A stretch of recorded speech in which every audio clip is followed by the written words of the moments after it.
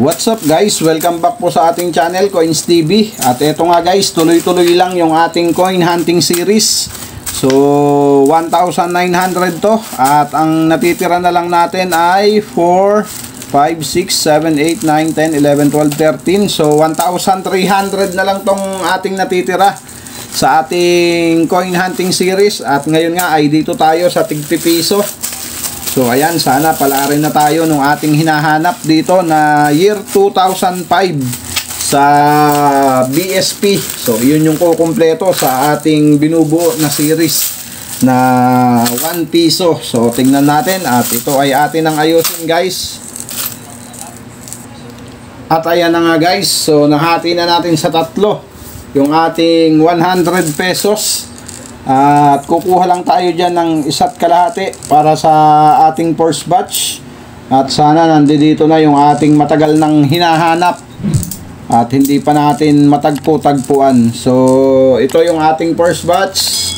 At umpisahan na nga natin itong ating coin hunting. So ayan, year 2012. So common.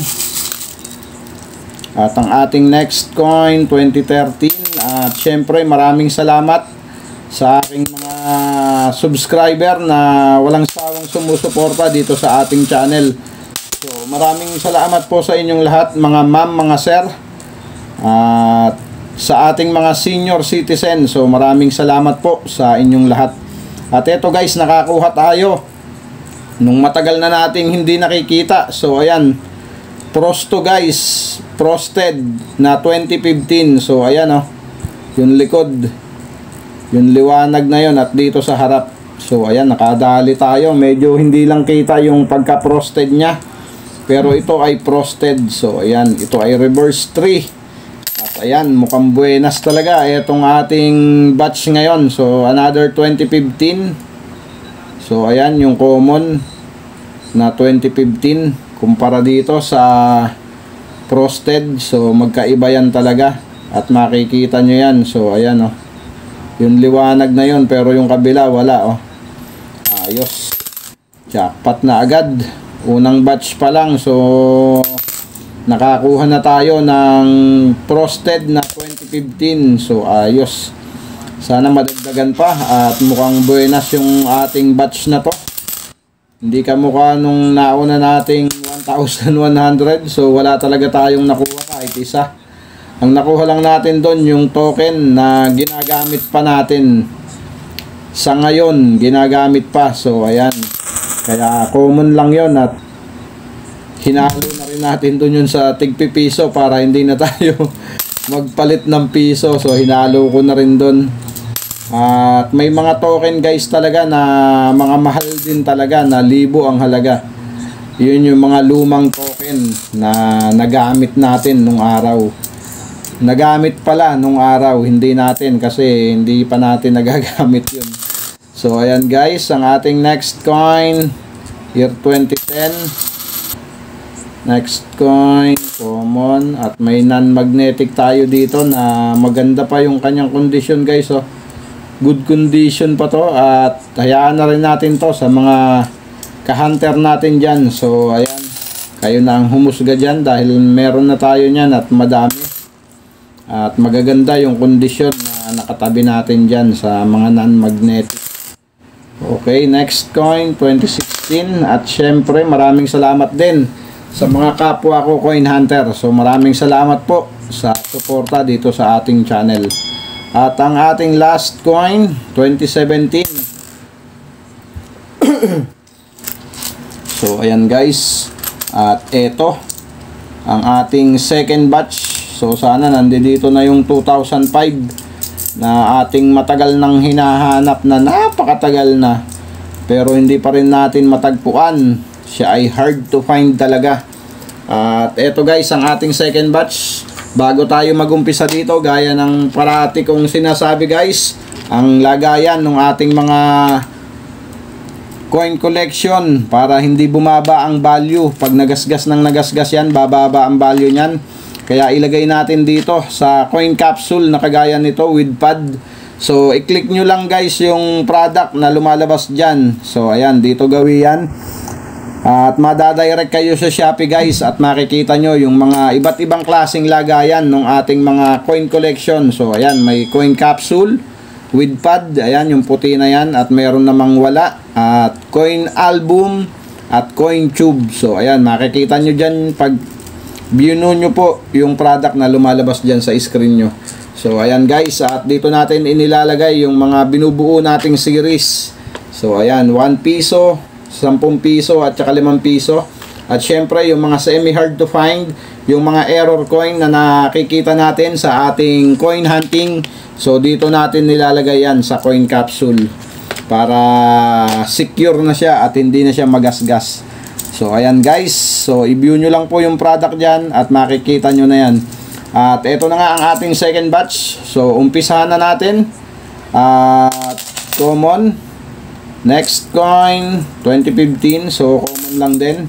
At syempre baka hindi ka pa nakasubscribe sa ating channel guys, so pasuyo na ng subscribe button at yung notification bell, huwag nyong kakalimutan para updated kayo sa mga coin hunting series natin at coin update dito sa ating channel. So ayan, 2003, at ito ay hindi na ganong maganda guys, at hayaan na natin dyan yan. So hindi na natin titignan yan kung magnetic ba yan o non-magnetic. So dalawang klase kasi yan, 2003 guys. Sa mga hindi nakakaalam, ang year 2003 ay dalawang klase, isang non-magnetic at isang magnetic at non-magnetic. So ayan, kung alin naman po yung pwedeng ikip natin at maganda-ganda nating ikip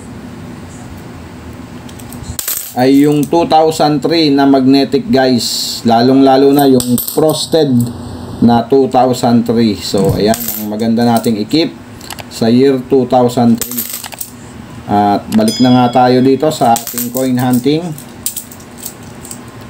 So next coin natin, common, year 2012. So common, at ayan, bulok na siya. So diyan ka na. At ito pang isa, 2017. So kinakalawang na yung ating mga tig-piso na BSP dahil hindi na rin maganda talaga yung ginagamit. Maging dito sa NGC guys na tig-piso, so may mga nakikita tayo dyan na nasisira na, kinakalawang. So hindi maganda yung mga ginagamit na materyales sa ating barya ngayon. So ayan, next coin, common, and 2010. Ganda ng condition nito, may luster pa oh. Pero hayaan na natin dyan yan. So common lang din, common 2015, 1995, non-magnetic, and 2015. So ayan guys oh, napakaganda pa ng condition nito, pero yung gitna ayan oh, lumabas na yung pinaka nickel nya. Kaya ayan, magdedire-diretso ng sira ayan. So ayan, next coin, common, at last two coin. So 2015 yung isa. At ang ating last coin 2015 din. So ayan, puro 2015, napakaraming 2015 dito. At ito ang ating nahunt. So frosted na 2015. So ayan, maganda-ganda tong ating nahunt na to. So kahit papano, jackpot pa rin itong ating nahunt na 2015 na frosted. At i-update nga natin to guys, 2015 na frosted. So punta lang tayo sa ating source, ang End.Numista. At ayan na nga guys, nandito na tayo sa Numista. Ayan ang kanyang features. At diretso na tayo doon sa ating i-update na 2015. So saan ang 2015 dyan? So ayan ang 2015. Kung napapansin nyo, may tatlong variation ang 2015. Ang una ay yung reverse 2, reverse 3, at reverse 3 na frosted. So ang ating nahunt, etong frosted, kaya ito yung ating i-update. At ito ay may frequency na 2%. So masasabi nating ito ay semi-hard to find base sa kanyang frequency na 2%. So napakaliit pa niyan. At ayan nga, ang kanyang collector's value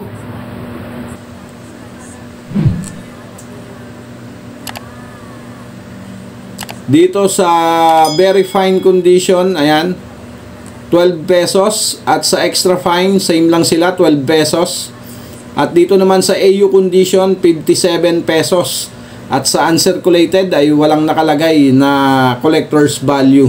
So maganda-ganda na rin yung kanyang collector's value sa AU condition, 57. So sa uncirculated, ipagpalagay na natin 100 sa uncirculated. So ayan, boulders, letters, reverse 3 na frosted 2%. So iyan po yung kanyang record dito sa Numista. At iyan po yung maganda natin i-keep sa year 2015, yung frosted na yan na reverse 3. So ayan guys ang kanyang status dito sa Numista. So ayan guys, nakita nyo na yung status nung ating nahunt na frosted na 2015. So ayan, 57 pesos sa AU condition, hindi na masama. At ito ay ilalagay natin doon sa ating coin capsule. So ayan, dito natin ilalagay yan yung mga na-hunt natin. So dito natin inilalagay yan sa coin capsule para hindi na magasgas. Kagaya nito, medyo may mga gasgas na guys. So may mga hairline na. Kaya para hindi na madagdagan yan, so dapat ilagay natin yan sa coin capsule. So ayan guys, maraming salamat sa sumama sa ating coin hunting. Keep safe always and God bless.